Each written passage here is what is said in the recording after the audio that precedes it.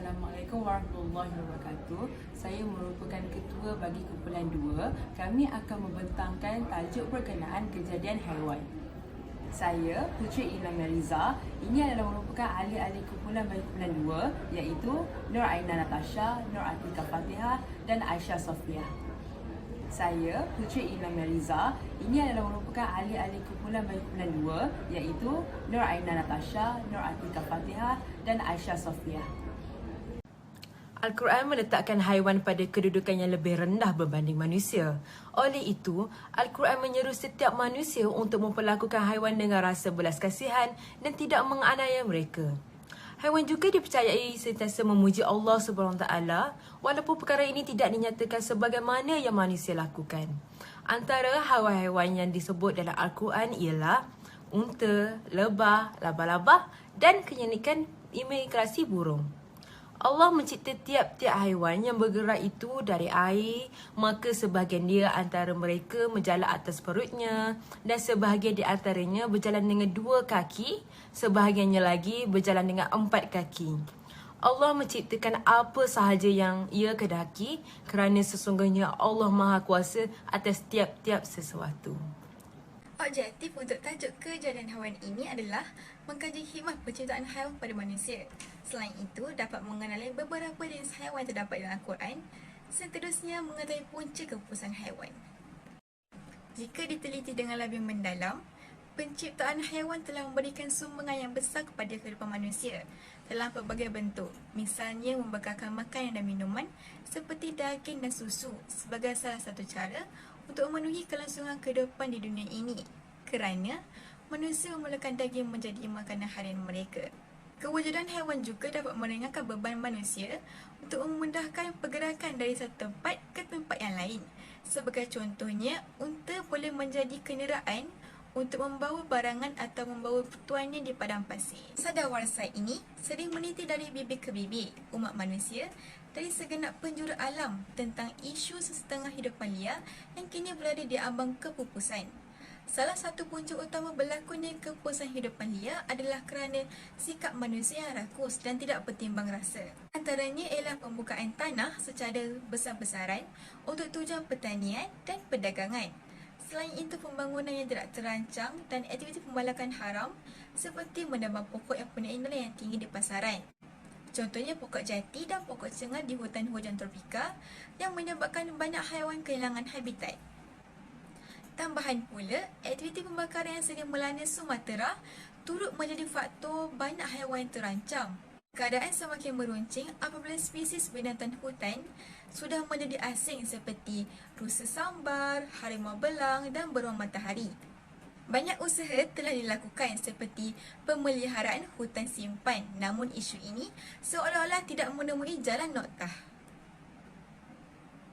Haiwan atau binatang yang diklasifikasikan dalam kerajaan Animalia atau Metazoa.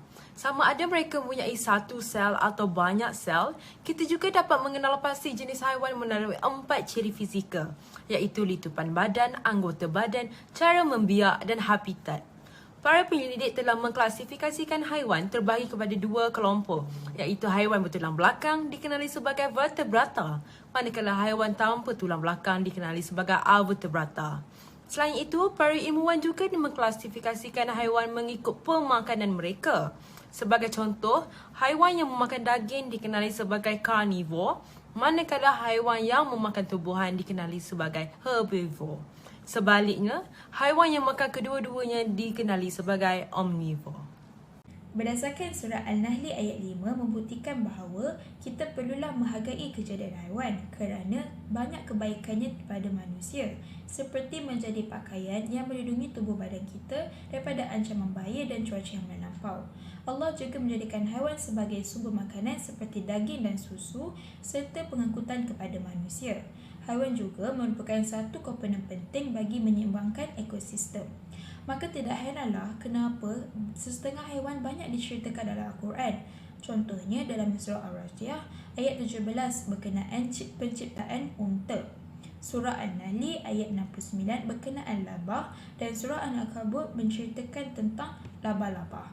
Allah juga menceritakan dalam surah Ar-Rum ayat 41 bahawa Banyak kerosakan dan bencana di bumi terjadi kerana sikap kerakusan dan ketamakan sesetengah manusia yang tidak bertanggungjawab. Sebagaimana yang kita lihat pada hari ini, kepupusan haiwan disebabkan oleh mereka yang mengadakan pembalakan haram secara besar-besaran sehingga habitat semula jadi musnah.